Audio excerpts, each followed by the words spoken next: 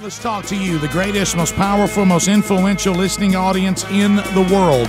What is on your mind? What comments, stories you want to talk about? It's your turn. Lee's in Hattiesburg. He's listening to KZ94, one of the first and longest-running Rick and Bubba affiliates. Great people there at KZ94, Hattiesburg, Mississippi. Lee, how are you doing? I'm well, man. Good morning, and God bless. Yeah, God bless you, too. Thank you.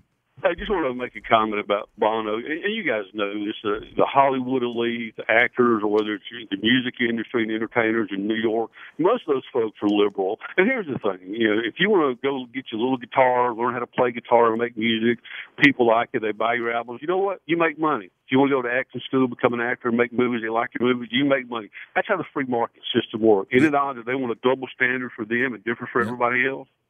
Well, Bono's saying that he understands the hypocrisy of that, and that handing out foreign aid doesn't solve poverty. He's saying the same free market and what I participated in, and the same capitalism and what I participated in, and what I've seen in America, because he often talks about how Ireland has not woke up to that, and that's why they have the trouble they're having. But that would apply to any country. So he actually, through a process, is changing his mind now. I will say this, like or dislike Bono, the last time you heard an entertainer who comes from a liberal background come out and say I was wrong and change their mind, that's a very short list. Yes. So I think I do give him credit for that.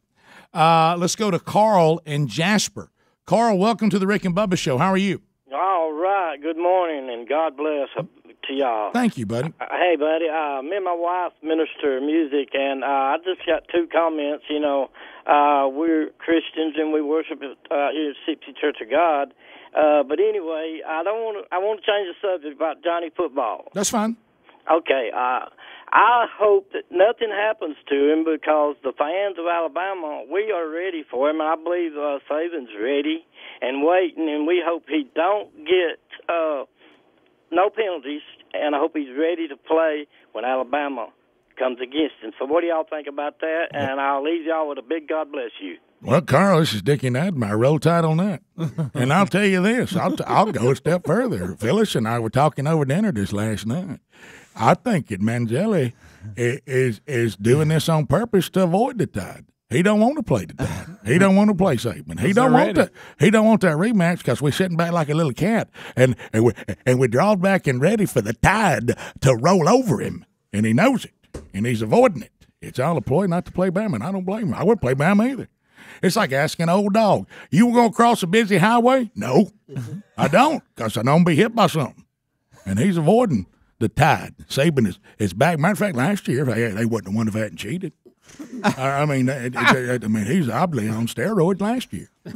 And down there at the end, if we hadn't had some confusion, we had the thing won. And it was all a ploy to get back to the national championship game. I told y'all that. And we won another in Roll Tide.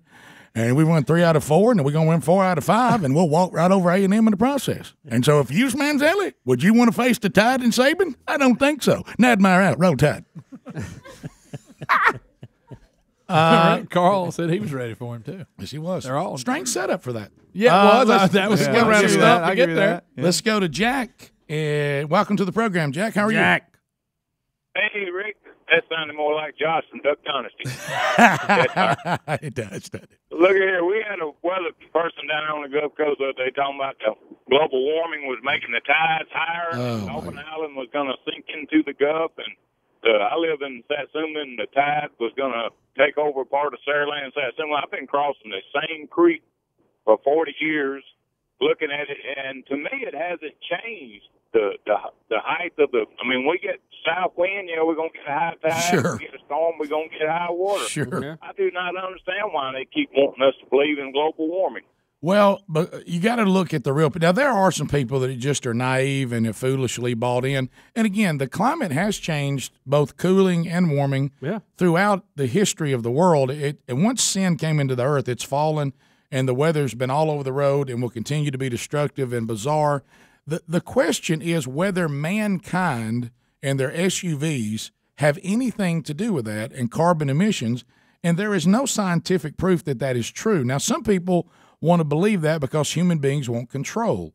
So we want to think that somehow we can play some role in controlling the weather. Now, then there's others, Al Gore, that look at this and go, I see a very naive public that's easily spooked and scared, and I'm going to move in and I'm going to play on that. You can buy carbon credits to take so you can go to bed guilt-free.